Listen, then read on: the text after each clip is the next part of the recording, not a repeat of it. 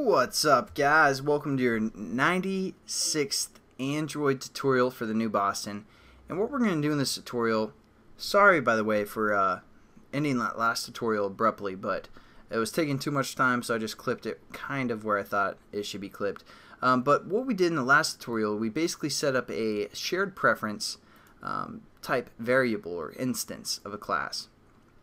And all we did is we say, we kind of do the initialization where we say get shared preferences from file name, which is our string called my shared preferences.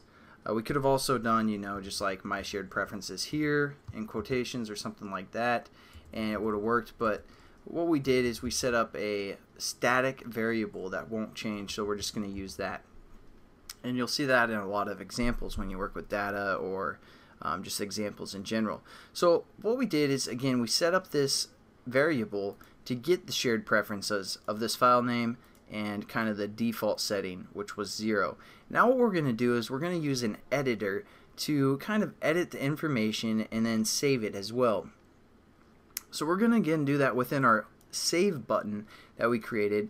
And first thing that we have to do is we have to access the editor. So the editor is from the shared preferences class. So we're going to go shared preferences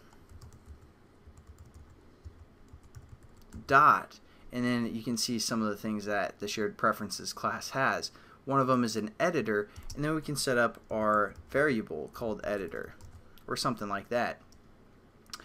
This would be the same as just saying, like, let's see here, if we just deleted this and we'd say import, but since we could import the editor as well, but since we already imported our shared preference class, we can just reference that and then hit dot editor, and it's going to be the same type of thing. And now what we're going to do is we're going to use this editor to get the settings for the most part from our shared preference variable that we set up in the last tutorial. So we're going to say some data, which again is our shared preferences, and we're going to say dot, and then we're going to say edit.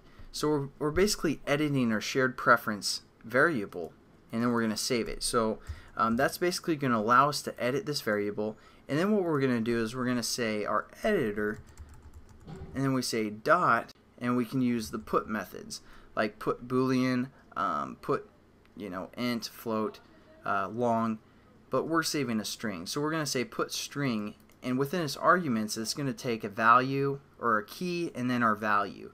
So our key, we can set this up to equal whatever we want that we're going to reference later. So we're going to say something like our string or shared string, something like that.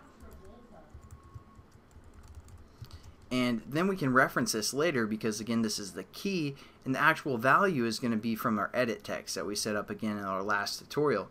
That's basically going to convert whatever our edit text is into a string, and that's what we're actually going to save. So we're going to save our string called string data.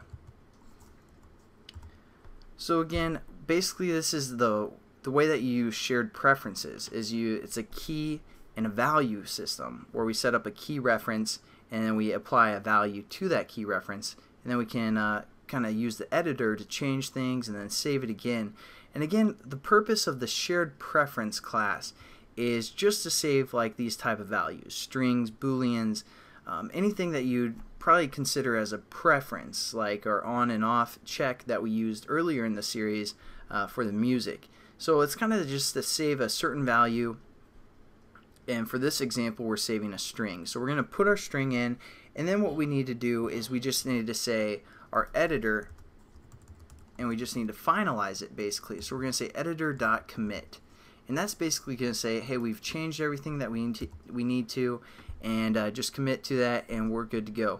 So basically what we've done is we've referenced our string preference. I shouldn't highlight that, but our variable, which was a string preference called some data, and every time we hit save, it's going to create a string for us. It's going from the edit text. It's going to convert it to text, and it's going to get the text and it's going to convert it to a string, and then we use this editor variable to reference our shared preference, and then we're going to say, hey, we want to edit something within there, and then we're going to use that editor variable that we set up here to put in a string, and we label the string shared string, and we labeled the actual value of that shared string as, again, our edit text or whatever was within our edit text.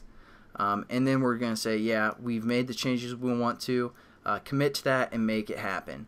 So that's basically this tutorial. In the next tutorial, we're going to show you how to load that data that we put in there. So as for now, we're just saving the data.